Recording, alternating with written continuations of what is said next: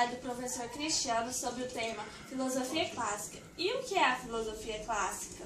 Filosofia clássica foi o berço de todas as ciências, onde o ser humano começou a cortar os laços com a metodologia comum e a buscar respostas para as grandes questões da vida. Começou no século VI a.C. e se estendeu até a era cristã. É dividido em 3 períodos: pré-socráticos, socráticos e pós-socráticos. No período pré-socrático, o que unia os filósofos era a preocupação de perguntar e compreender a natureza do mundo. Queriam entender a origem e aquilo que originou todas as coisas. Os filósofos pré-socráticos são divididos em escolas. São elas jônica, itálica, eleática, atomística. Escola jônica originou-se na cidade de Mileto, nas costas da Ásia Menor, que, por ser um centro mercantil, estava em contato constante com as antigas civilizações ocidentais. Mileto, o berço da filosofia. Tudo começou na Ásia Menor, na parte então ocupada pelos gregos, quando ali prosperava uma federação de 2 cidades jônicas, entre ali as quais Mileto, aqui, situava mais ao sul, e uma baía de fácil acesso, inicialmente a partir do século VIII. Era Mileto a mais próxima das mencionadas cidades. Era ainda a cidade grega independente quando nela se celebrizou Tales, quando o primeiro filósofo continuava ainda independente dos cursos da vida e seus sucessores, Anaximandro e Anaximenes. E o escrevem os historiadores Cadmo e Cádio. Escola Itália. Depois da escola jônica, fundada por Tales de Mileto, 624 e 546, a qual dá origem da filosofia grega. Segue cronologicamente, pela ordem da antiguidade, a escola itálica ou pitagórica, fundada por Pitágoras ou Samos 570 e 496. A escola se diz pitagórica no sentido de que foi fundada por Pitágoras, mas também se fez conhecida como escola itálica, por ser dirigida na Itália. Escola eleática. Foi um centro de um significativo movimento filosófico, já no período pré-socrático da filosofia grega. Seu primeiro filósofo foi Xenófanes de Colófilo, 570 e 475 a.C., vindo da Jônia. Assim sendo, está a origem da escola eleia. Nascidos já na mesma Eleia, foram seus 2 mais notáveis representantes, Parmênides e Zenão. Ao grupo, já um dos seus epigônios pertenceu ainda Melisso de Samos. Escola atomista. A importância dos atomistas se encontra no fato de haverem estes filósofos na Grécia clássica se antecipando. Não repara. Escola atomista. A importância dos atomistas se encontra no fato de haverem esses filósofos na Grécia clássica se antecipando em vários pontos da teoria atômica moderna. Ainda outras ideias se apresentaram da escola, porquanto alguns dos seus representantes formam de vasto saber. A escola atomista é representada por Leucipo, nascido entre 490 e 460 e falecido entre 420, e Demócrito. Oi. Período Parou, velho. Foi. Período Socrático. Período Socrático ou antropológico, no fim do século V e todo o século IV a.C., quando a filosofia investiga as questões humanas, isso é, a ética, a política e a tecnologia. Tem referência na Grécia clássica nos séculos V e IV a.C., quando a democracia se desenvolveu, a vida intelectual e artística entre no período apogeu, e Atenas dominou a Grécia com seu império comercial e militar.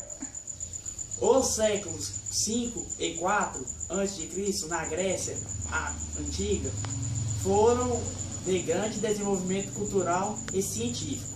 O esplendor da ciência de Atenas e seu sistema político democrático pronunciou a teoria propícia para o desenvolvimento do pensamento. É a época dos sofistas e do grande pensamento socrático.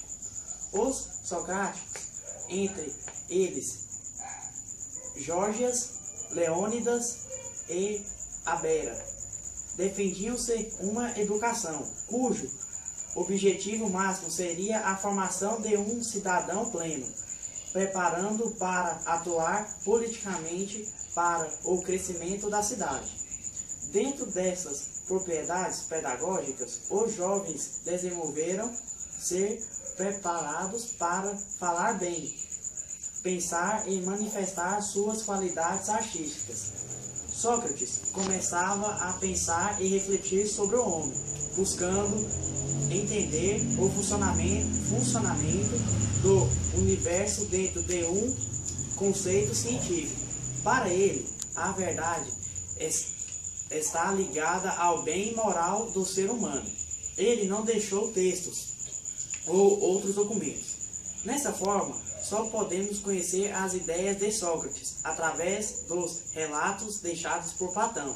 Platão foi discípulo de Sócrates e defendia que suas ideias foram o foco do conhecimento intelectual. Os pensadores teriam a função de entender o mundo de realidade, separando-o das aparências. Outro grande sábio desta época foi Aristóteles, que desenvolveu o estudo de Platão e Sócrates.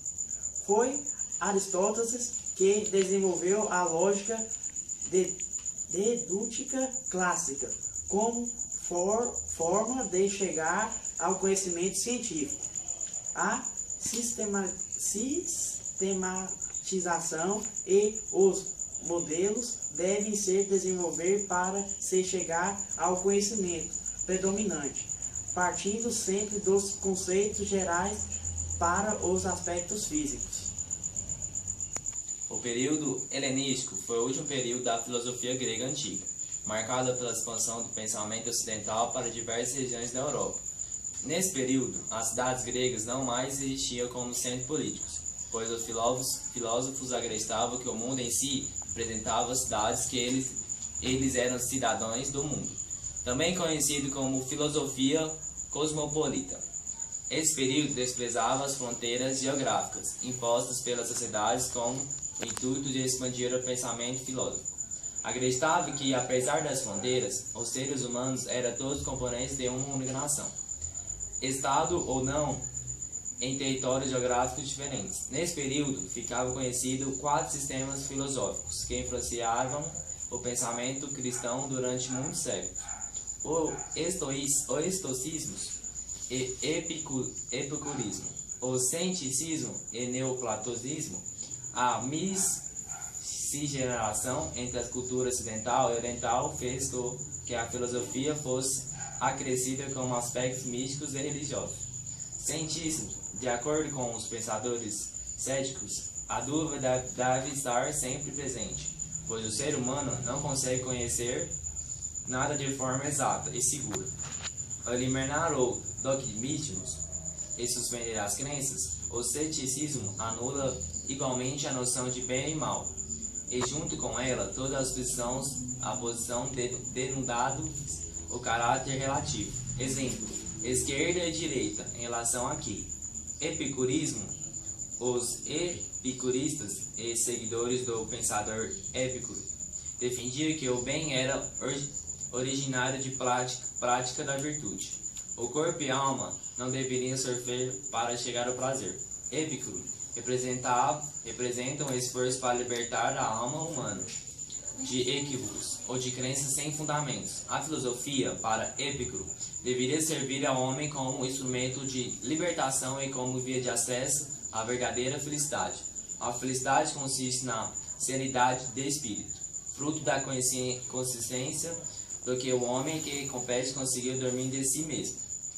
Estoicismo. Os sábios estoicos, como por exemplo Marco Aurélio e Sêneca, defendiam razões a qualquer preço. Os fenômenos exteriores à vida deveriam ser deixados de lado, como a emoção, o prazer ou o sofrimento.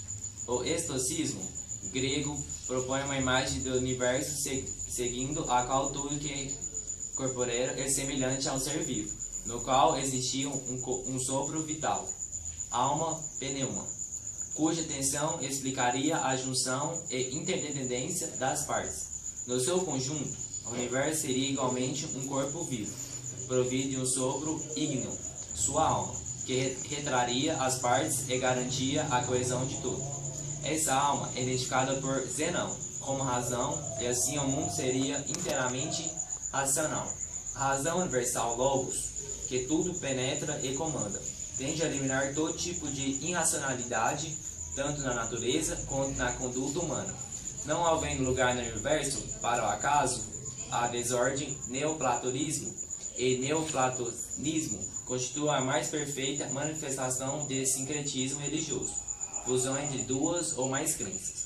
O neoplatonismo julga poder superar, completar, integrar a filosofia mediante a religião, enquanto o racionalismo grego fornece a forma, o misticismo oriental o conteúdo.